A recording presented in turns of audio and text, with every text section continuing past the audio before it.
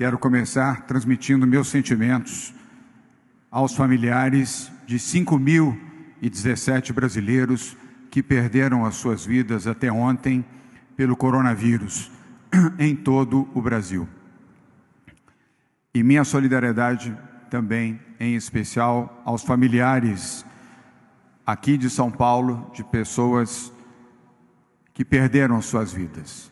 2.049 pessoas até ontem perderam as suas vidas em São Paulo pelo coronavírus.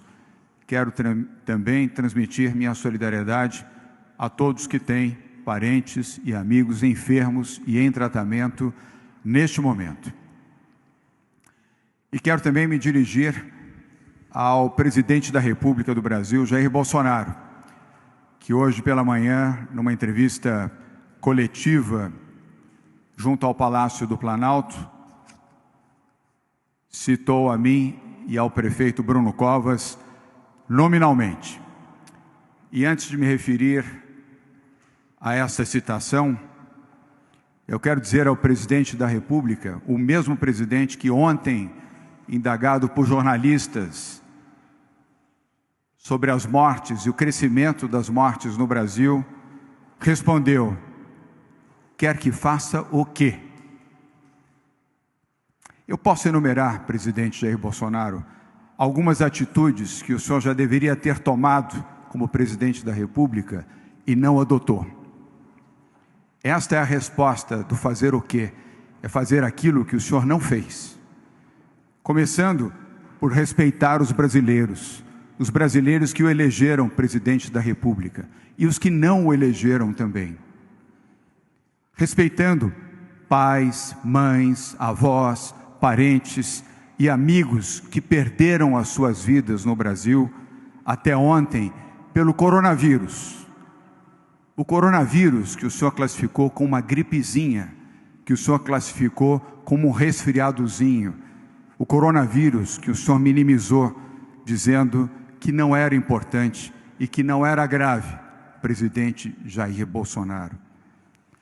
Que o senhor respeite o luto de mais de 5.000 famílias que perderam os seus entes queridos e que hoje estão sepultados. E em praticamente todos, nenhum parente pôde acompanhar o sepultamento. Respeite os médicos, os enfermeiros e os profissionais de saúde, presidente, que ao contrário do senhor, que vai treinar tiro em estande de tiro, estes profissionais da saúde do Brasil estão trabalhando para salvar vidas, para atender as pessoas, proteger seres humanos. Pare, presidente, com esta política da perversidade. Pare de atrapalhar quem está lutando para salvar vidas. Pare de fazer política em meio a um país que chora mortes e infectados. O senhor disse que o Brasil estava vivendo uma gripezinha, um resfriadozinho. Teve a coragem de reafirmar isso várias vezes.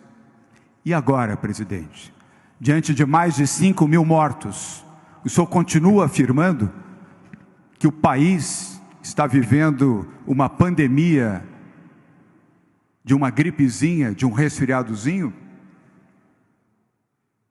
Eu convido o senhor, presidente Jair Bolsonaro, venha a São Paulo, saia dessa sua redoma de Brasília e venha visitar comigo o Hospital das Clínicas, o Hospital do Boimirim, aqui na capital de São Paulo, ao lado do prefeito Bruno Covas, os hospitais de campanha, e venha ver a gripezinha, o resfriadozinho, venha ver as pessoas agonizando nos leitos e a preocupação dos profissionais de saúde de São Paulo e de toda a parte do Brasil com aquelas pessoas que podem ir a óbito.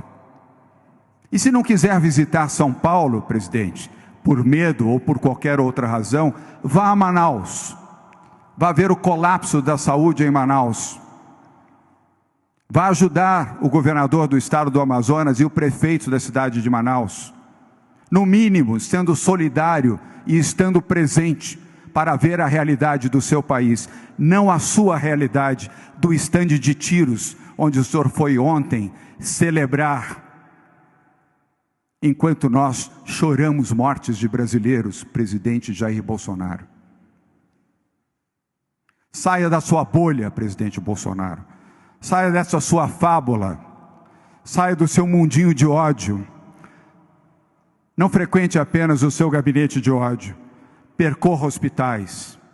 Seja solidário com a realidade do seu país, com os brasileiros que já perderam as suas vidas e têm os seus familiares chorando mortos, e com outros familiares que choram aqueles que estão enfermos em hospitais públicos e privados em todo o país.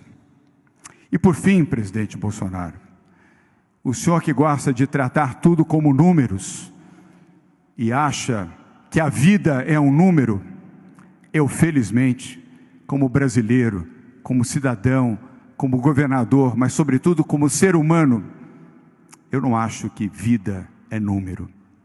Nem os meus filhos são tratados por número.